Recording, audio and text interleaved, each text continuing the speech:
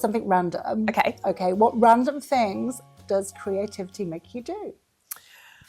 Oh gosh. I can't wait for this answer. If my kids and my husband were here right now, they'd be laughing. Well, I get quite a lot of inspiration when I'm not in the office or at my desk. Yeah. So walking, going to gardens, beautiful gardens, even garden centres, taking my lovely whippet for a walk, looking at the grasses and the wildflowers. But never more inspiration comes than when I'm on holiday. So in recent years, I've been to France probably 6 times, and I can't go to France without going to the brocants, the antique markets, the flea markets. So I always drive so I can stuff my car full. I have a car with a front boot and a back boot, so I can fit as much as I can in the car. I've never brought anything illegal back, I hasten to add. But not knowingly. Not knowingly, right, exactly. But antique books, antique record players, antique typewriters, tons of vases. But I would say my best haul was probably olive branches from Italy and also ginkgo biloba branches from France.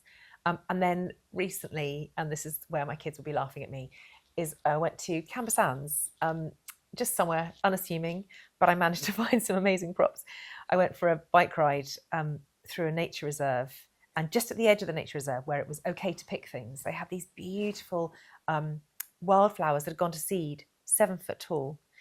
And I picked them and I held them in on my handlebars on the bike ride home, and they were like a sail because there was this huge big well, they're there, I don't know if you can say they're on camera, but you can imagine what a sail they would be. And so they were getting caught in the wind, and it was a very windy day. I was really having to hold the handlebars quite heavily and heavily steady.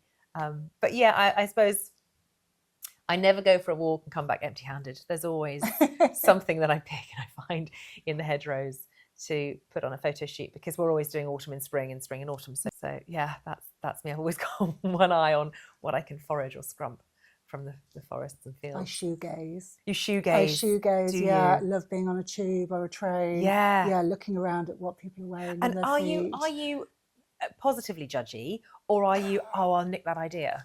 No, it's more like research. Yeah. Like London Bridge Station. So we're based in Bermondsey Street, just around the corner from London Bridge.